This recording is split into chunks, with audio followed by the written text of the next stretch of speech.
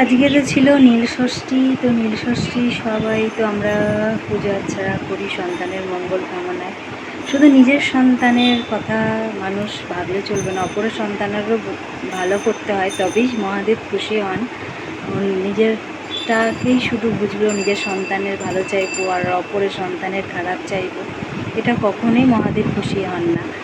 আর যারা প্রকৃত শিব ভক্ত, মহাদেবের ভক্ত হবে, তারা বুঝবে যে যারা স্বামী বিবেকানন্দ বলতেন, জীবে যারে প্রেম করে যেই জন সেই জন সে হচ্ছে ঈশ্বর। মানে শিবকে পেতে গেলে মানুষকে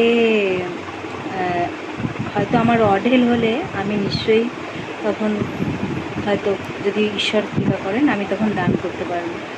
তবে যাই হোক, এরা যারা আমাকে সামর্থ্য কোনো দিন দেয় ভগবান, অবশ্যই করব। আমি শুধু মুখেই বলছি না, আর মুখে বলছি তো এখানে থেকে যাবে, আর এটা থেকে যাক তার জন্যই আমি চাই।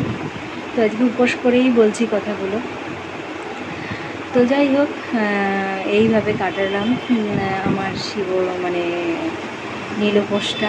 তো আমার সন্তানের মঙ্গল কামনা। তো আজকে ভীষণই টায়ার্ড, আর ভেবেন না যে আমি একদম হয়ে যাচ্ছি, কারণ অনেক এই যাতায়াত থাকে, টুকটাক জিনিসপত্র আনা নেওয়া। ছেলেটার আজ বললাম শরীরটা ভালো ছিল না, তো ও বায়না টায়না থাকে কিছু, সেগুলো আনতে হয়। তো এর জন্য হাঁটা চলাতে ক্লান্ত হয়ে গেছে, আর যেহেতু উপোস করেছে একটু ক্লান্ত ভাব সবারই লাগবে। তো সেই ক্ষেত্রে তাছাড়া কিছুই না। আর আমি সহজে মানে ক্লান্তি অত বোঝাই না, ক্লান্ত হলেও আমার মুখে চট করে ধরা পড়ে না, এই একটা ব্যাপার। আজকে আমি দেখালাম যে ক্লান্ত আমি হই, এইটাই দেখালাম। তো ভালো মন্দ সব নিয়েই আমাদের জীবন। তো আমি ব্লগে সব কিছুই তোমাদের যখন শেয়ার করি, তো শেয়ার করলাম যতটুকু প্রয়োজন আমি মনে করি। আমার মনে হয় এতটুকু আমার দেখানোর প্রয়োজন, ততটুকুই আমি তাদেরকে কী করি।